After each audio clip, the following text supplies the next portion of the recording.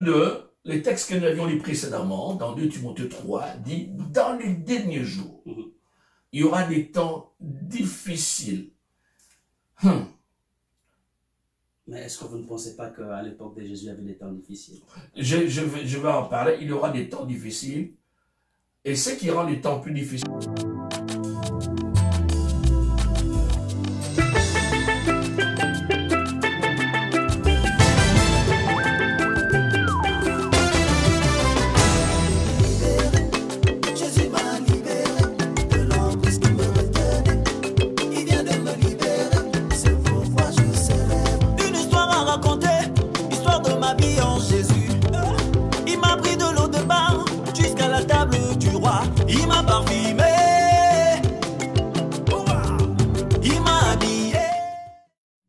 C'est bon de savoir, ici Daniel Nzo, notre deuxième édition. Chers internautes, bonjour. Nous avons encore une fois de plus le réel plaisir de recevoir sur ce plateau l'apôtre Gabriel Veilly. Apôtre, bonjour. Bonjour. Bien-aimé, lors de notre édition précédente, nous avions parlé de la crise pandémique que le monde entier est en train de traverser. Vous savez, nous avions traité 2 questions majeures. Comment est-ce que l'Église devrait interpréter cette crise? Et nous avions aussi traité une question de comment est-ce que l'Église devrait réagir face à cette crise pandémique. Et comme surprise, nous avions réservé une question capitale, apôtre, lors de notre dernière émission. La question était de savoir quels sont les signes prophétiques qui caractérisent la période de fin des temps. Bien, merci. Avant même de continuer, chers internautes, j'ai une question qui me trotte à l'esprit. Allez-y, passez en deux. J'ai une question. Et la question est de savoir, pensez-vous qu'il y a un avenir après cette crise pandémique? Est-ce qu'il y a un avenir? Est-ce qu'il y a un avenir? L'avenir est-il sombre? Est-ce que un avenir joyeux? Est-ce que l'Église ou le monde entier devrait s'attendre à un avenir après cette crise pandémique? Eh bien, merci, Pasteur Anzo. Je salue encore une fois tous nos internautes qui nous suivent. Eh bien, à la question, y a-t-il un avenir pour ce monde? Comment pouvons-nous voir le lendemain de ce monde? Eh bien, à la lumière des Écritures de la Bible dit dans 2 Timothée 3, au verset 1er, je m'en vais lire avec nous rapidement. Dans 2 Timothée 3, au verset 1er, il est dit, « Sache que dans les derniers jours, il y aura des temps difficiles. » Il y aura des temps difficiles dans les derniers jours. La question de savoir, sommes-nous vraiment dans les derniers jours? Je vais donner juste un verset pour indiquer que nous sommes dans les derniers jours. Actes au chapitre 2, au verset 17. Acte 2, au verset 17, nous dit ceci. « Dans les derniers jours, dit Dieu, je répandrai de mon esprit sur toute chair. Vos fils et vos filles prophétiseront, vos jeunes gens auront des visions et vos vieillards auront des songes. » Eh bien, avant même cela, je commence un peu plus haut, au verset 14. Alors Pierre se présentant avec les 11, éleva la voix et leur parla en ces termes. Hommes juifs, et vous tous qui séjournez à Jérusalem, sachez ceci et prêtez l'oreille à mes paroles. Ces gens ne sont pas ivres comme vous le supposez, car c'est la 3e heure du jour.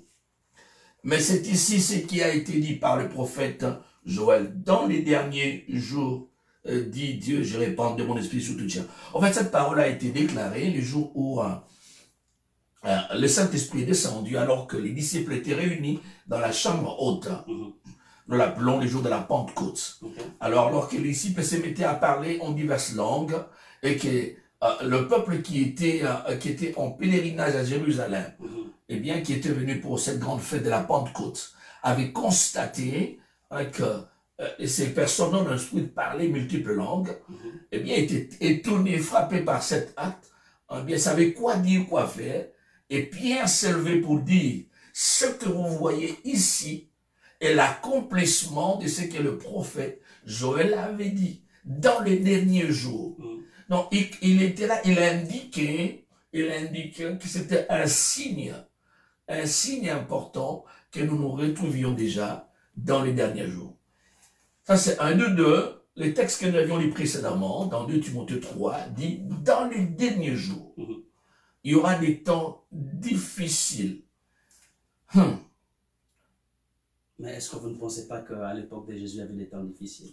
Je vais en parler. Il y aura des temps difficiles. Et ce qui rend les temps plus difficiles, c'est à cause du caractère de l'homme. Quand l'homme devient de plus en plus difficile, les temps deviennent de plus en plus difficiles. Okay.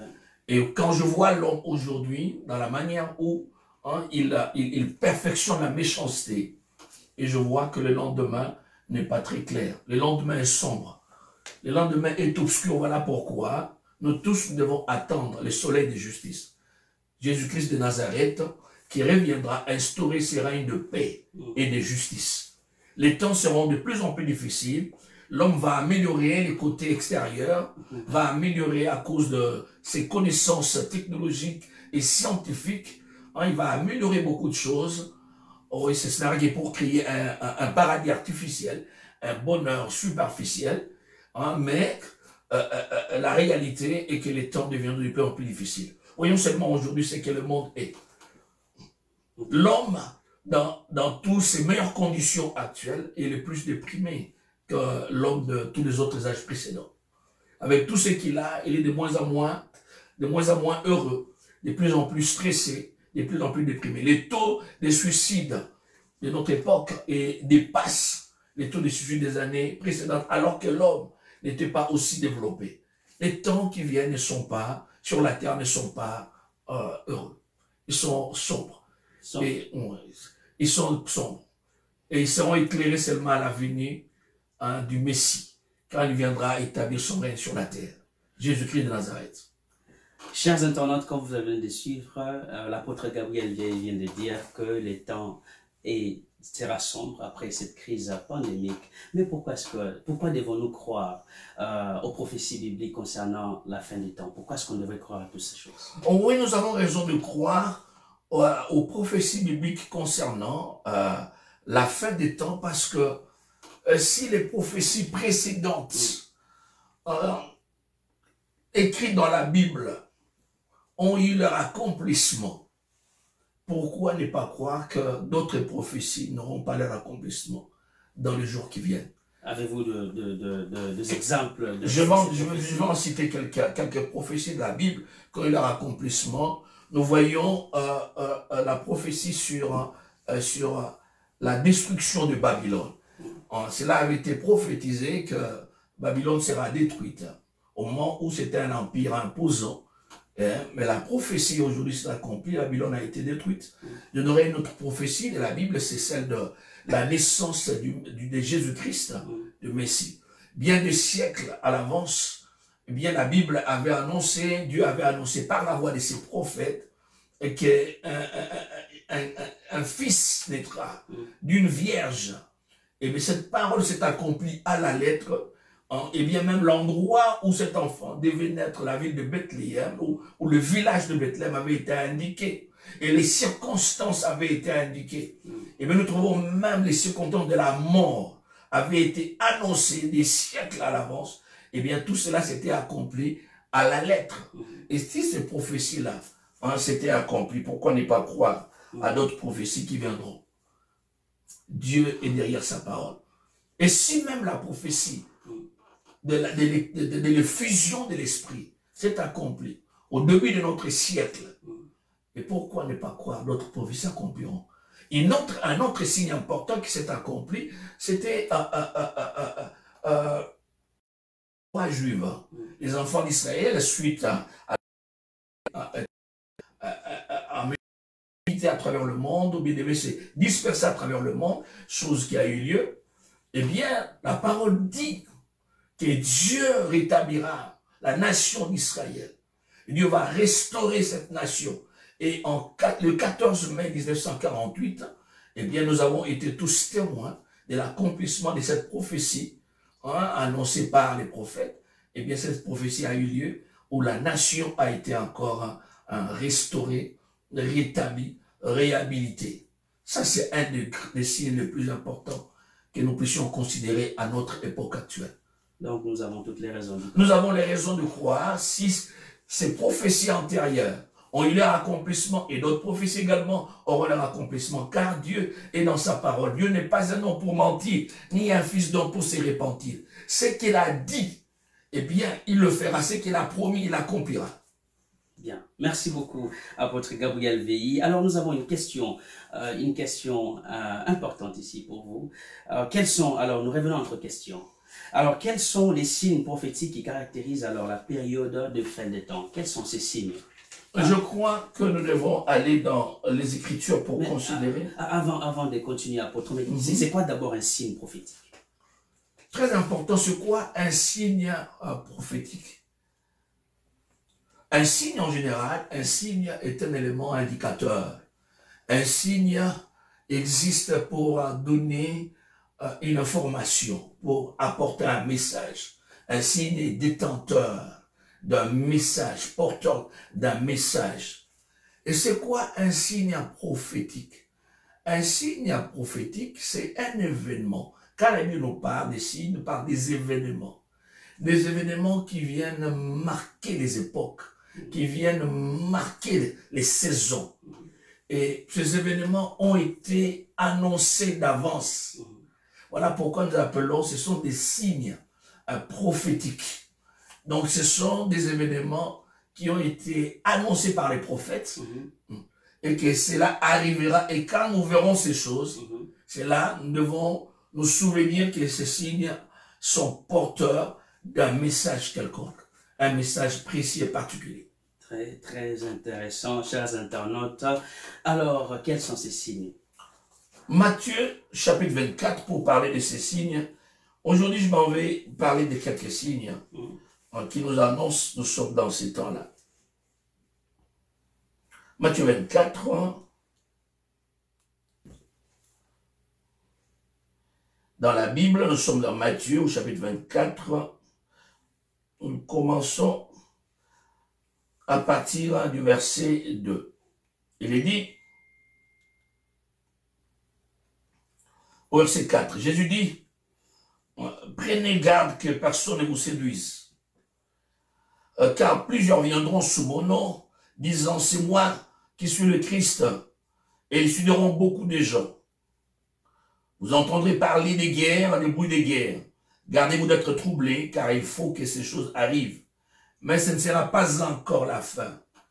Donc, Jésus est en train de répondre à la question des disciples que nous retrouvons au verset précédent, verset 3. Les disciples verront en particulier nous faire cette question. Dis-nous quand cela arrivera et quel sera le signe de ton avènement et de la fin du monde. Quand cela arrivera et quel sera le signe de ton avènement et de la fin du monde. Donc, nous trouvons dans cette phrase 3 questions. Quand est-ce que la destruction de Jérusalem arrivera? Et quand est-ce que, avec quel signe reconnaître ton avènement? Avec quel signe reconnaître la fin du monde? Eh bien, tout cela, au moment où Jésus était sur la terre, lors de son pèlerinage, il parlait de ce qui allait arriver. Il a parlé de la destruction de Jérusalem. Il a dit, ça arrivera, chose qui est arrivée en l'an 70.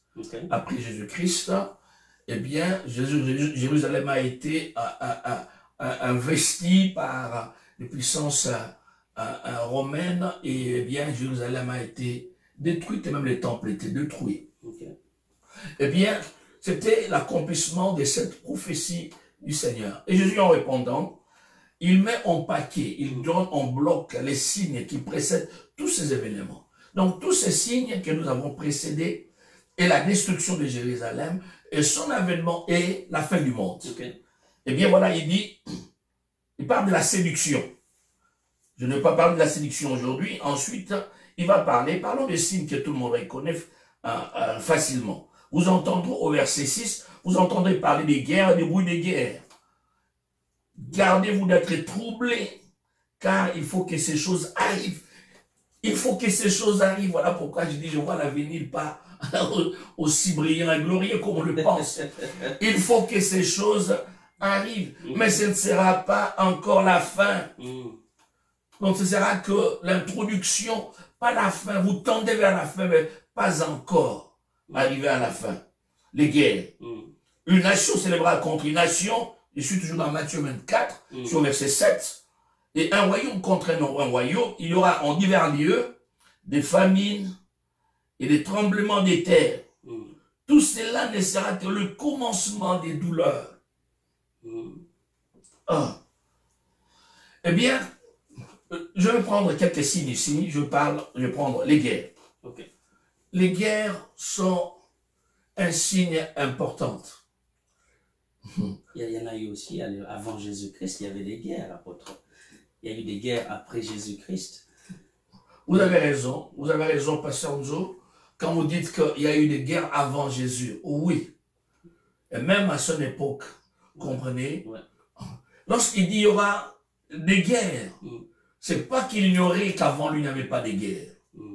Mais tout simplement, la différence est que nous trouvons les guerres monter en nombre et monter en intensité.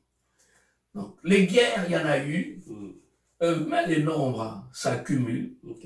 Quand vous voyez, regardez, une montagne à distance, il y a des détails qui vous échappent. Quand vous commencez à voir certains détails, vous savez alors que vous devenez de plus en plus proche de la montagne. Les guerres, quand vous le voyez, une guerre isolée, une deuxième guerre isolée, c'est une chose. Quand les guerres commencent à se passer en cascade et avec beaucoup plus de dégâts, et vous savez que quelque chose arrive. Ça, c'est très intéressant. Et c'est ce que nous sommes en train de vivre, Pasteur Nzo. Je vous donnerai quelques statistiques que je peux trouver de sources fiables et de voir j'ai consulté les documents pour voir quelles sont les 10 dernières guerres les plus meurtrières et qui ont causé le plus grand nombre. Et il y en a eu plusieurs. Les guerres ne font que se multiplier. Il y a des guerres connues de tout le monde. Il y a des guerres qui sont isolées. Prenons la guerre de 1914 en 1918. La Première Guerre mondiale. Cette Première Guerre mondiale, qui a opposé, je crois, la France, le Royaume-Uni, les trois nations contre, je crois, de l'autre côté, l'Allemagne, ainsi de suite, eh bien, et les nations qui lui étaient alliées. Cette guerre qui avait duré 4 années, 4 années avait causé seulement une perte d'environ 25 millions d'hommes. Est-ce que vous comprenez? Eh bien, ce n'était pas n'importe quelle guerre. Donc ça a entraîné de masses importantes, a amené des masses importantes à la mort. Et la Deuxième Guerre mondiale. La Deuxième Guerre mondiale, on parle de la Deuxième Guerre mondiale elle a causé 85 millions, en 1940, en 1945. 85 millions. Allez, est-ce que vous allez comprendre quelque chose là-dessus? Est-ce que vous comprenez? Des civils sont morts. On trouve que ça monte en intensité. Ça monte en intensité. Il n'y a pas une guerre qui à l'heure actuelle, qui soit plus longue et plus meurtrière. C'est celle du Congo. La guerre du Congo qui trouve son origine depuis les génocides du Rwanda en 1994 jusqu'à aujourd'hui. Tu vois, cette guerre qui a causé plus de 10 millions. Vous avez environ 12 millions de morts. À peu près, on raconte. Et c'est grave. Ben ça, c'est très grave. C'est très grave. Eh bien, c'est très grave. Juste une nation. Et avec ses quelques voisins, et 12 millions de morts. Je crois que c'est la guerre la plus meurtrière qu'on puisse connaître. Et mon cœur frémit, vous comprenez, lorsque je parle de la guerre du Congo. Vous devez comprendre. Absolument. Ouais. Et Le tremblement des terres, c'est tel que c'est indiqué. Il y a toujours des tremblements des terres. Ouais. Oh ouais. Mais nous trouvons que ça monte en nombre et en intensité. En 2004, il y a eu un tremblement des terres qui a bougé le monde. En décembre 2004, nous l'avons appelé tsunami, le séisme, Ouais. qui a eu l'océan Indien, qui a secoué les eaux de l'océan Indien, et qui a touché l'Indonésie, a touché l'Inde, la Thaïlande, la Birmanie, et je crois que le Maldives, ainsi de suite. Eh bien, ça a causé des milliers, des centaines de milliers de morts. Et de tels tremblements de terre n'avaient pas été connus auparavant. Et que dire du tremblement de terre qu'il y a eu en Haïti il y a quelques années, non loin de là où nous nous trouvons. Qui a laissé plus de dégâts. Qui a laissé plus de dégâts. Des gens étaient enterrés vivants. Et jusqu'à aujourd'hui, il y a des réfugiés haïtiens en Haïti. Est-ce que vous comprenez? Une des gens, et ça produit environ 1 million de déportés. Donc des gens qui ne savaient pas où se rendre. Quelle intensité. Et ça a eu lieu, je crois qu'en 2000, je ne sais pas si j'ai encore les bras sont bonnes, je ne sais pas si j'ai les chiffres ici, en 2010, en janvier. Et bien c'est pour dire que, pour nous donner que ces deux signes, on pourrait ajouter la séduction. Si je dois prendre la séduction, séduire quelqu'un, c'est se le tromper, c'est lui donner une orientation qui n'est pas la bonne. Séduire, on ne peut pas séduire si on ne ment pas. Pour séduire une personne, il faut lui donner l'impression de lui dire ce qui est juste, ce qui est droit. Mais en réalité, tu conduis la personne à la perdition. La séduction. Aujourd'hui, nous voyons la séduction sous plusieurs formes. Il y a ceux-là qui s'élèvent comme étant le faux Christ. Ils viennent au nom du Christ sans être le Christ. En fait, le Seigneur l'avait prédit. Avait dit, ils viendront en mon nom. Mais, ce ne sera pas encore, ce ne sera pas moi. Vous apprendrez des nouvelles qui se trouvent là, qui se trouvent à gauche, qui se trouvent à droite. Ne le suivez pas. Nous avons entendu parler de plusieurs qui sont levés au nom de Jésus-Christ. Ils ont dit qu'ils sont le représentant du Christ. Et ils ont dit que... Là, apôtre voulait dire que même la séduction aussi monte en intensité ou Exactement, en intensité. Parce qu'on trouve des choses aujourd'hui s'est passé au niveau de l'église qu'on ne voyait pas hier. Vous trouvez, vous comprenez? Quelles sont ces choses? Les gens, vous avez des gens acceptent d'être adorés. La gloire qui revient au Créateur seul, à Jésus-Christ seul. Ils les acceptent, ils aiment bien qu'on puisse s'agenouiller devant eux. Vous comprenez? Ils aiment qu'on puisse le respecter de manière, leur obéir de manière inconditionnelle. J'ouvre une parenthèse. Toute obéissance est conditionnelle. Vous comprenez? Il n'y a que la soumission qui est absolue. Je vous resterai soumis et je vous obéirai aussi longtemps que vous obéissez à l'autorité suprême qui est Dieu. Si vous me demandez de faire ce qui est contraire à l'autorité suprême, eh bien j'ai le droit de désobéir. Parce que l'autorité suprême existe. Je donne un exemple. Vous me demandez de pouvoir causer du tort à mon épouse. Quand la Bible me dit que personne ne sait pas ce que Dieu a joint. Quand la Bible me dit de ne pas faire du mal à mon prochain. Et vous me demandez de lui faire du mal. Parce que vous êtes un prophète ou un apôtre. J'ai le droit, le plein droit de pouvoir vous résister. Et de vous dire non. Mais demandez, on suis une femme, de me soumettre, de ne pas me soumettre à mon mari. D'être plus soumis à vous qu'à mon mari. Mais non, je dois vous résister.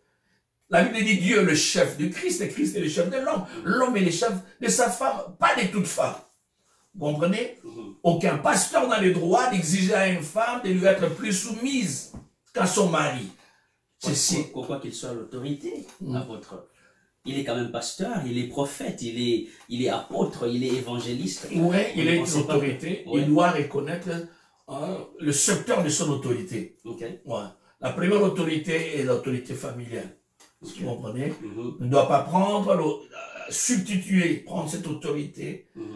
Et quand vous sortez vous sortez des limites, vous sortez de la zone de votre autorité, eh bien, vous utilisez votre autorité de manière illégitime. Vous comprenez? Et vous êtes... vous convenez, vous-même, vous devenez... vous méritez de subir une punition, de subir un châtiment. Okay. Parce que vous devez rester dans vos limites. Donc, eh bien, vous croyez qu'à l'église, il peut y avoir des pasteurs, des prophètes qui sont à l'église, qui dirigent les églises, mais qui ne sont pas de vrais, ou qui séduisent? Ils sont, du reste, ils sont aujourd'hui plus nombreux qu'auparavant, qu'on en avait connu. Okay. Ils sont plus nombreux qu'on avait connu. C'est qu'ils jettent un discrédit aujourd'hui à l'église, et même on a des problèmes à travers le monde où les gens voient l'église comme un lieu de désordre. Mais comment les distinguer, apôtre? Ce ne sera pas notre enseignement d'aujourd'hui, comment les distinguer. Si vous voulez bien qu'on en parle, on pourrait au moins y aller en profondeur prochainement. Alors, chers internautes, je vais inviter encore sur ces plateaux l'apôtre Gabriel Veilly pour qu'on puisse parler de ces sujets qui est très important, parce que nous aimerions bien savoir comment distinguer ces serviteurs. Le vrai du faux. Le vrai du faux. Parce qu'il n'y a pas plus proche. Pour échapper à la séduction. Que le faux. Pour échapper à la séduction. Alors, sans plus tarder, apôtre, si vous avez ajouté, sinon on va se revoir. Prochainement, oui, bien sûr. La Bible dit l'œil est la lampe du corps. Je réponds, l'œil est la lampe du corps. Dans Matthieu 6 au verset 22. Si ton œil est en bon état, tout ton corps sera éclairé. Eh bien, l'œil de l'église, si il est en bon état, eh bien cet œil, l'église marchera dans la clarté, marchera dans l'assurance, marchera dans la sécurité. Et cet œil, c'est sa capacité de pouvoir faire une lecture prophétique correcte, capacité de bien interpréter les signes des temps. Si l'église ne sait pas interpréter les signes des temps, elle marchera dans la peur, dans le trouble, dans le chaos, et l'église sera troublée. Nous n'avons pas raison d'être troublés, parce que ce que nous vivons aujourd'hui a déjà été écrit. Jésus dit dans Marc 13, 23, je vous ai tout annoncé d'avance, tout annoncé d'avance. Le fait d'être surpris, d'être troublé signifie qu'on ne consulte pas. On ne consulte pas la pensée du Créateur, laquelle se trouve écrite, inscrite dans les saints livres à la Bible. Et nous devons consulter ce qu'il a dit et nous accrocher à ce qu'il a dit. Il a dit, ne vous troublez pas, même quand vous apprenez qu'il y a des épidémies, il y a des guerres, ne vous troublez pas. Et nous n'avons pas raison de nous troubler. Que vous soyez dans la paix. Que la paix de Dieu puisse être avec vous là où vous trouvez. Au nom de Jésus, toutes ces choses annoncent, nous tendons vers la fin. Mais avant la fin, le roi des gloires viendra pour pouvoir apporter la lumière, pour pouvoir instaurer un règne de paix et de justice. Eh bien, préparez-vous en conséquence. Ce qui a été écrit est écrit et s'accomplira à un record de 100% d'exactitude. Que Dieu vous bénisse. Alors, chers internautes, le roi des gloires revient et il revient certainement. C'est que l'apôtre Veilly vient de souligner. Alors, sans plus tarder, nous allons nous revoir, apôtre. Nous avons encore le plaisir de vous recevoir. Je pense que les internautes ont été vraiment édifiés de ces messages, et ces messages capitaux, parce que les cœurs sont troublés.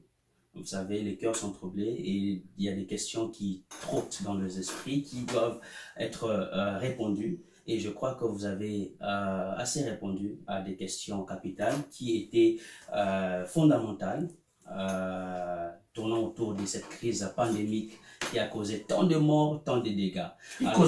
Qui cause encore de morts, qui cause encore de dégâts. Alors ne vous troublez point. Vous avez encore un mot, apôtre? Non, bien merci. Bien merci. Alors nous allons nous retrouver le samedi prochain à la même heure sur notre antenne. C'est bon de savoir. Merci. Merci beaucoup, apôtre. Merci, que Dieu vous bénisse. Attention, c'est la cause, c'est Covid. Covid-19. Merci. Donc, respectez.